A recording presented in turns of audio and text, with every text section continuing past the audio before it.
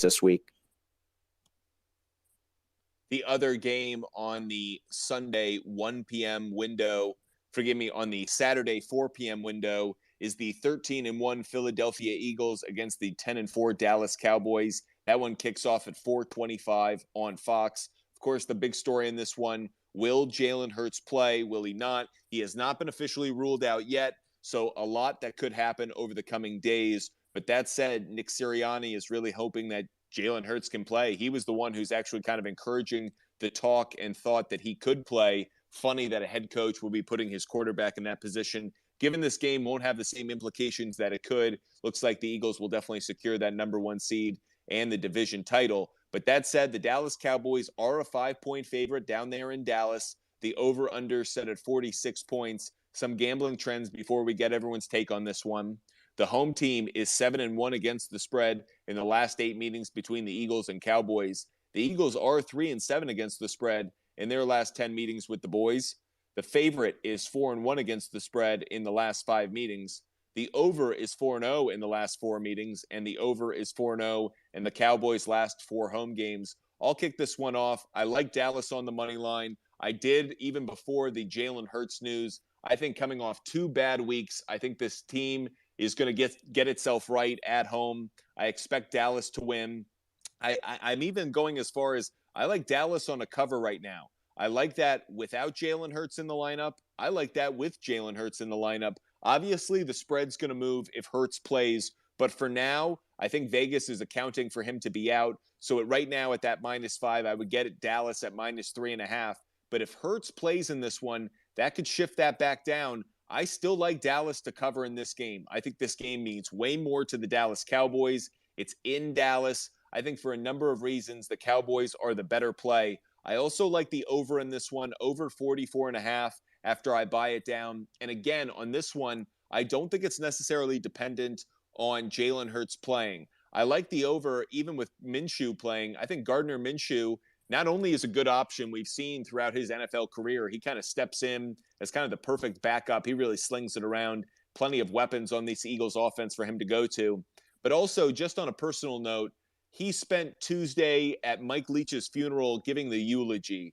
If there's anyone who's going to go out and ball out in one of those Brett Favre after his father dies kind of games, I think it's Gardner Minshew. If I were the Eagles, I would sit Jalen Hurts, rest him, make sure he's ready for the playoffs, in part because if Mike Leach is looking down, Gardner Minshew is going to throw for a lot of yards against the Cowboys secondary that is banged up and looked bad against the Jaguars last week. Well, Gardner Minshew, the former Jaguar, I could see him having a big day in Dallas. So I really like Dallas. He could have a big day for the Eagles. So I like Dallas on the money line, like Dallas covering, but I do like the over in this one as well. Adam, I know I threw a lot out there. What are your thoughts on this game, this big NFC East rivalry matchup between the Eagles and Cowboys? Yeah, this is an interesting one for me, and it all depends on Hurts. I agree with you. If I'm the Eagles, you got the Saints next week. I know you still have to get one more win to wrap up that number one seed. That's if Minnesota keeps going, but I think you sit him. I think you sit him here. I think you get him healthy and ready for the playoffs. Like you mentioned, Gardner Minshew coming in. I think he's probably serviceable enough. This line is interesting though because it opened and went all the way, and when the news of Hurts came out, I seen it all up to 6.5, and now it's back down to where I see it at 4.5. And Hurts is, talking a little bit more like he was going to kind of play today a little bit more and not, and not so grim. So I'm really curious to see where this line goes. So I'm going to sit tight on it for now, but I do agree with you. If Hurts plays or doesn't play, I do think Dallas and the money line can be the play here. I think Dallas will be able to run the football in Philadelphia. But really, in my opinion, I think Hurts does sit out. I think Sirianni does the right thing here and sits him out. But I'm going to sit tight on this one until I get further information on what Hurts is doing. But yeah, just Mike Leach, just what an incredible coach and a personality for all of college football. So rest in peace for him, the mad scientist. And I saw some of the things on Twitter today, some of the videos and speeches that were made, and his impact will sure be on college football for a long time. Lope, what are your thoughts on this game between the Eagles and Cowboys?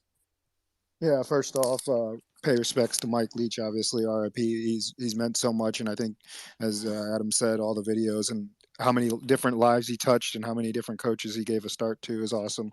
That being said, I think I wonder if part of the Eagles keeping Jalen Hurts in the eye is just a ploy to make the Cowboys practice for him. I just don't see a reason why they would try him if the shoulder is not at least 90 to 100%. But for that reason, I think I'm in agreement with but Fumble Sports. I'm going to take the Cowboys money line, and I'm going to go with the over because the Eagles can still run the ball, and Gardner Minshew is not a typical backup. He's a higher end backup. There was talks that the Eagles might have traded him earlier in the year, and I think they're happy they stuck with him, and it's for games like this. So I think the Cowboys money line and the over are two strong plays here. Dennis, there are a lot of big fantasy names mentioned in this one. CeeDee Lamb, Dak Prescott, Zeke Elliott, Tony Pollard, Miles Sanders, A.J. Brown, Devontae Smith. You even have Dallas Goedert coming back. So who are some of the ones that you like this week in fantasy? First, let me just say that I really wish that this had been flexed to either the Sunday or Monday night game. There's so many strong offensive players that this is the kind of game you want to watch at night. You know, it just bums me out that we might not be able to have a matchup like this. I agree with everybody's sentiments on Minshew. I think whether he starts or Hurts, I think you can still expect a really high scoring game. I'd be comfortable playing any of the A.J. Brown, even if it is with Minshew, just for the record. He had 16 targets last week, which is ridiculous. So if it is Hurts, you can expect to see that. I love the rivalry between these two teams. And Devonta Smith also not a slouch. Pollard has been getting it done all year. He can explode for a play at any given time. So if it really just comes down to if it's DFS, what your budget is, who your favorites are. I think that as a fan, you just pick the guys that you'd like and sit back and enjoy it.